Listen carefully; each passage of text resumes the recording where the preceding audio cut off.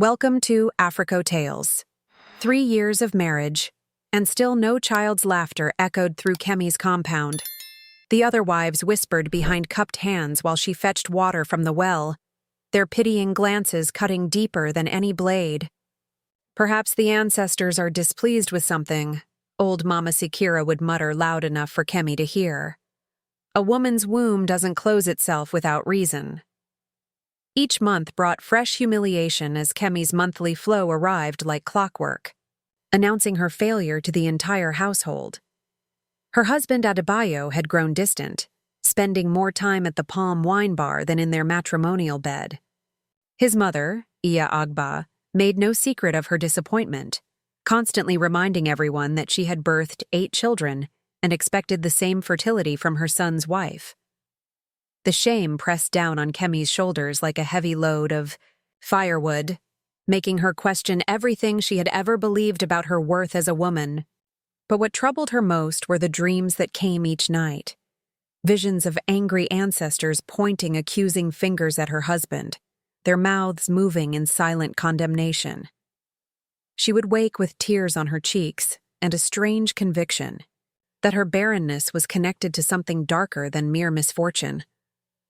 As the Harmattan winds began to blow, carrying dust and whispers of change, Kemi made a decision that would shake the very foundations of her traditional world. While Kemi suffered the community's scorn for her childless state, her husband Adebayo was building his wealth through means that would have horrified his ancestors. In the cover of darkness, he met with foreign buyers who cared nothing for sacred groves or ancestral lands. "This forest has been protected by our people for generations," the village head had warned during the last council meeting. "The ancestors dwell among those ancient trees, and disturbing them brings curses upon our community." But Adebayo's eyes saw only profit in the towering mahogany and iroko trees that the foreigners offered to buy at premium prices. He had already accepted their advance payment, money that now sat hidden in a metal box beneath his bed, blood. Money earned from betraying his heritage. Each night, as he lay beside his wife listening to her quiet tears, guilt gnawed at his conscience like persistent termites. He knew the old stories, the warnings passed down through generations about what happened to those who sold the dwelling places of the ancestors. Yet the promise of wealth had proven stronger than wisdom, and now he found himself trapped between greed and growing fear. The irony wasn't lost on him that while he grew richer from destroying sacred places, his own home remained barren of the children that would give his wealth meaning. But pride and fear of exposure kept him from confessing his sins, even as strange occurrences began to plague his household. Spoiled food, mysterious illnesses, and the constant feeling of being watched by unseen eyes. The dream came to Kemi on the night of the new moon, vivid and terrifying in its clarity. She found herself standing in a sacred grove where ancient trees whispered secrets in long-forgotten tongues. Before her materialized the spirits of her husband's grandfather and great-grandfather, their faces etched with disappointment and rage. "Daughter of our lineage," spoke the eldest spirit, his voice like wind through dry leaves. "Your womb remains empty because your husband has violated the most sacred law of our people. He has sold the resting place of our ancestors to strangers who care nothing for our ways." The revelation struck her like lightning, explaining years of unexplained barrenness and the strange coldness that had settled over their marriage. "But I am innocent of his crimes," she protested to the assembled spirits. "Why must I suffer for his greed?" The great-grandfather's eyes softened with compassion. "Innocent you are, beloved daughter, but bound to his fate through marriage vows. Until the wrong is made right, until the sacred grove is restored and proper atonement made, no child will quicken in your womb. The ancestors do not punish the innocent. They call upon you to save your husband's soul and restore balance to your family line." When Kemi woke, her cheeks were wet with tears, but for the first time in 3 years, she felt hope kindle in her chest. The ancestors had not abandoned her, They had chosen her as the instrument of restoration and redemption. Armed with supernatural revelation, Kemi waited for her husband to return from his evening palm wine session, her heart hammering like festival drums. When Adebayo stumbled through their doorway, reeking of alcohol and guilt, she was ready. "I know about the sacred grove," she said quietly, her voice cutting through the night air like a sharp blade. "I know about the foreign buyers and the money hidden beneath our bed." Adebayo's face went pale in the lamplight, his swagger immediately replaced by fear. For a moment, he considered denial, but something in his wife's eyes, a new authority, a spiritual certainty, made lies impossible. "The ancestors came to me in dreams," Kemi continued, rising to her full height with newfound dignity. "They told me why my womb has remained closed, why our marriage bed has grown cold, why misfortune follows our household like a hungry shadow." The confession poured out of Adebayo like water from a broken calabash, the foreigner's offer, the advance payment, his plans to guide them to the sacred grove under cover of darkness. With each word, he seemed to shrink, until he knelt before his wife like a child seeking forgiveness. What have I done?" he whispered, finally understanding the magnitude of his betrayal. I thought wealth would solve our problems, make us respected in the community. Instead, I've brought a curse upon our entire lineage." Kemi knelt beside her husband, taking his trembling hands in hers. "The ancestors are merciful to those who truly repent. But first, you must find the courage to undo what you've done."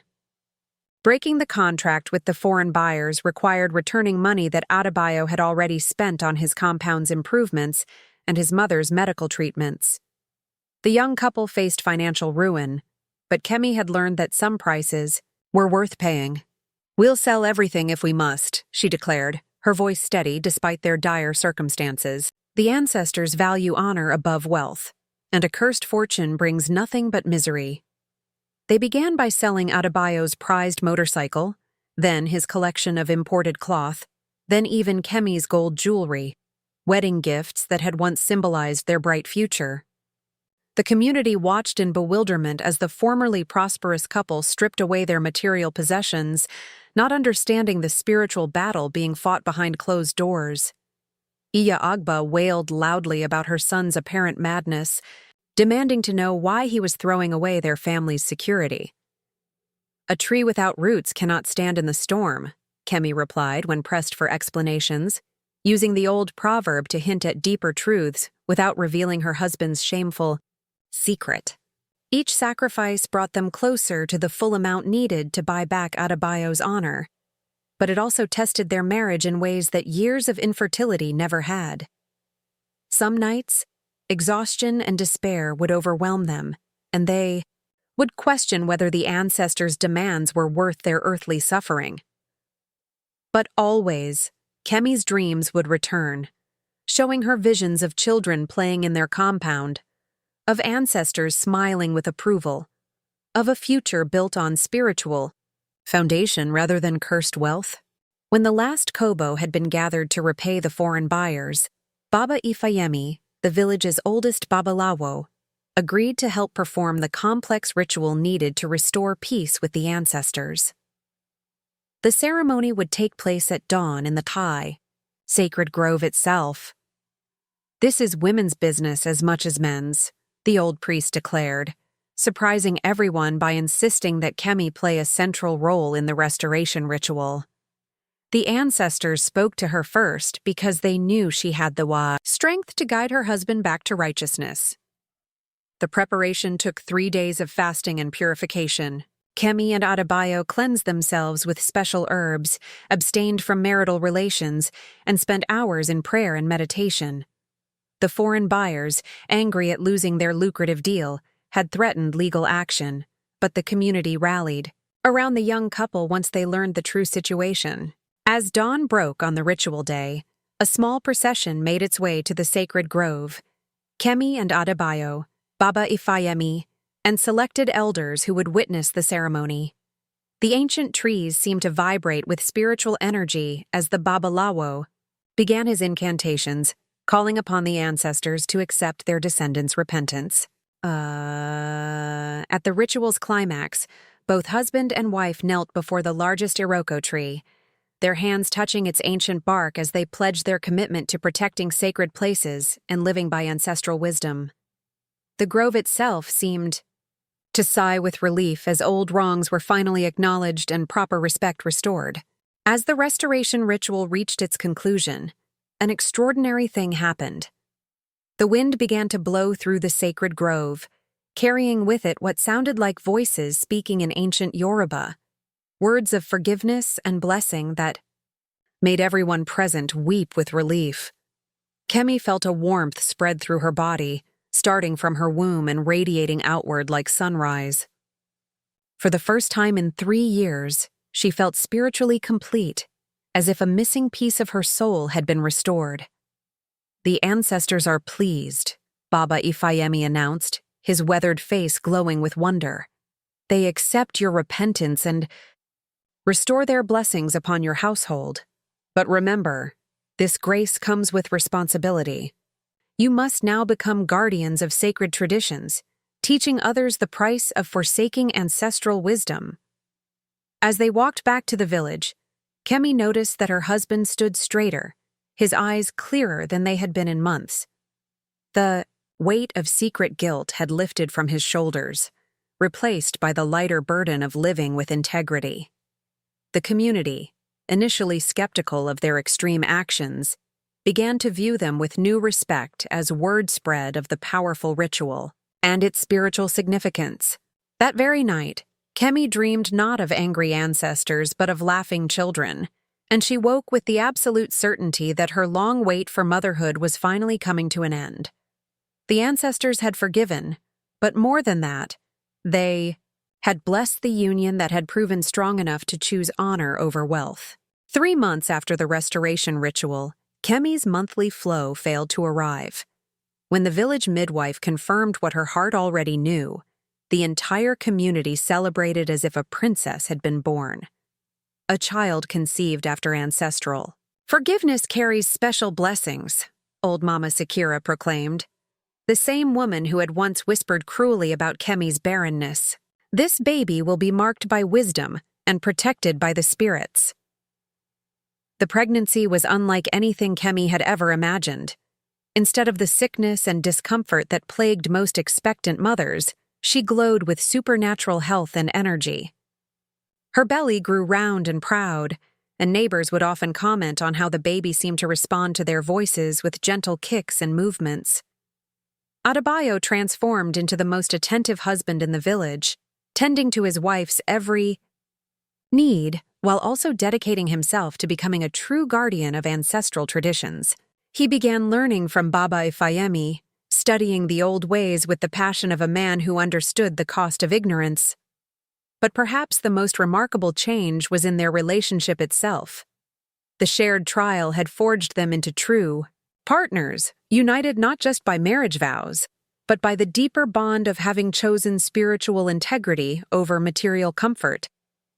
They would sit together in the evenings, Kemi's hand resting on her growing belly while Adebayo sang traditional songs to their unborn child, both of them marveling at how their greatest trial had become their greatest blessing. Word of Kemi and Adebayo's spiritual journey spread beyond their village, attracting visitors who came to learn about the power of ancestral forgiveness and the importance of protecting sacred traditions. Their story became a teaching tool that Baba Ifayemi used to educate young couples about the spiritual dimensions of marriage and the consequences of dishonoring ancestral wisdom. "See how the ancestors work," he would tell his students, gesturing toward Kemi's flourishing pregnancy. "They do not seek to destroy but to correct, not to punish, but to guide their children back to the path of righteousness." The foreign buyers, frustrated by their failed deal, tried to approach other villagers with similar offers, but the community had learned valuable lessons from Adebayo's near disaster. Young men who might once have been tempted by quick wealth now understood that some things were more valuable than money. Local schools began inviting Kemi to speak to students about the importance of cultural preservation and the wisdom embedded in traditional practices. Her growing belly became a symbol of hope and restoration, proof that the ancestors still watched over their people with love rather than anger.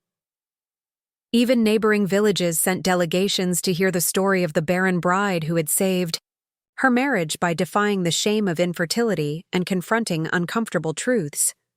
Her courage in challenging her husband's destructive choices, despite her vulnerable position as a childless wife, inspired other women to speak out against practices that threatened their community's spiritual well-being. When Kemi's labor began during the season of first rains, it seemed as if the very heavens were celebrating. The birth was attended not just by the village midwife, but by elderly women from across the region who wanted to witness the arrival of a child blessed by ancestral forgiveness. The baby, a girl they named Asewo, she who brings restoration, was born at dawn with the caul still over her face, a sign of great spiritual gifts to come. Her first cry rang out clear and strong, and several of the attending women swore they heard ancestral voices joining in song. "This child will be a bridge between the old ways and the new," Baba Ifayemi prophesied as he held the newborn for the first time. "She will carry the wisdom of her parents' trials and teach future generations the importance of choosing spiritual integrity over material gain." As Kemi held her daughter for the first time, she felt the completion of a journey that had begun years earlier with shame and despair. The ancestors had used her childlessness not as punishment, but as preparation. Preparation to become a mother worthy of raising a child who would serve as a guardian of tradition. Asa Adebayo wept openly as he gazed upon his daughter, understanding that her existence was a gift earned not through his original wealth, but through his willingness to sacrifice everything for honor. The baby's eyes seemed unnaturally wise. For a newborn, as if she already carried knowledge of the spiritual battles that had secured her place in the world. As little as Sewo grew from infant to toddler, the positive changes in the village continued to multiply. The sacred grove, protected from destruction, became a pilgrimage site for people seeking spiritual guidance and ancestral wisdom. Kemi and Adebayo established a school within their compound, teaching both traditional wisdom and modern skills to ensure that future generations would be equipped to face new challenges without abandoning their heritage. Their daughter, now walking and beginning to speak, showed an unusual affinity for the old stories and would often be found sitting quietly during classes, absorbing lessons meant for much older children.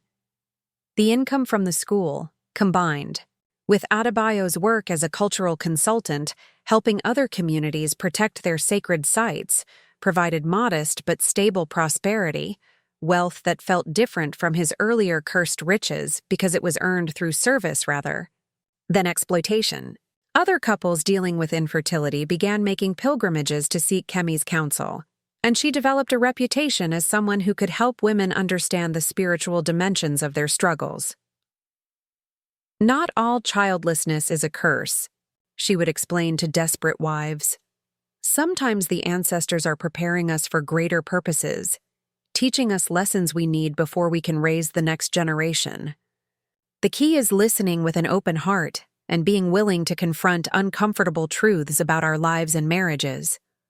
Her words carried special weight because she spoke from lived experience, having walked through the valley of shame and emerged with wisdom and blessing on the other side. 10 years after that first terrible dream revelation, Kemi found herself pregnant again, this time with twins who would complete their family and serve as additional testimony to the ancestors' continued blessing. Asewo, now a wise and spiritually gifted 10-year-old, often served as her parents' assistant in their work of cultural preservation and spiritual counseling. The girl had inherited her mother's ability to receive guidance through dreams and her father's repentant heart that could recognize and correct mistakes before they became disasters. The village that had once whispered cruel gossip about Kemi's barrenness now looked to her family as examples of how traditional values could thrive in the modern world. Their compound had become a center of learning where elders shared ancient wisdom with eager young students, and where couples in crisis could find guidance rooted in spiritual truth rather than mere human opinion. Adebayo had evolved from a man driven by material ambition into a respected keeper of ancestral knowledge, often called upon to resolve disputes and offer counsel to other communities facing similar threats to their sacred traditions. The ancestors don't waste suffering, Kemi would often tell visitors who asked about her remarkable transformation from despised barren woman to revered community leader. Every trial that seems like punishment may actually be preparation for greater service. The key is maintaining faith during the dark times and being willing to change when the light of truth finally shines. Her story had become a living testimony that the traditional ways still held power and relevance, that the ancestors still watched over their people with love and wisdom. As Kemi held her newborn twins, a boy named Ogbon, wisdom, and a girl named Otito, truth, she reflected on the incredible journey that had brought her family to this moment of complete blessing and spiritual fulfillment. The children born after her spiritual awakening were markedly different from other village children, more thoughtful, more connected to traditional ways, and possessed of an unusual ability to sense spiritual truths that adults often missed. Asewo had begun showing signs of prophetic gifts, often warning the family about potential problems before they manifested, while the twins seemed to carry an aura of peace that calmed even the most troubled visitors to their compound. When the ancestors curse a marriage, Kemi would tell the gathered women during their weekly teaching sessions, they are not expressing anger, but offering an opportunity for growth and restoration. My barrenness was never about punishment. It was about preparation for a purpose larger than I could have imagined. The sacred grove that Adebayo had once been willing to sell now served as a powerful symbol of what could be preserved when people chose spiritual values over material gain. Pilgrims came from across West Africa to pray beneath its ancient trees and to hear the story of the barren bride who had saved both her marriage and her community's spiritual heritage. As the sun set on another day in their blessed compound, Kemi gazed at her 4 children playing together in the courtyard, each one a gift earned through trials, each one carrying the responsibility of preserving ancestral wisdom for future generations. The shame and despair of her barren years had been transformed into the foundation for a legacy that would outlast any material wealth her husband might have accumulated through his destructive dealings. If you enjoyed the story, then like, subscribe, and share this story with your loved ones. Also, tell us in the comments where you are watching from.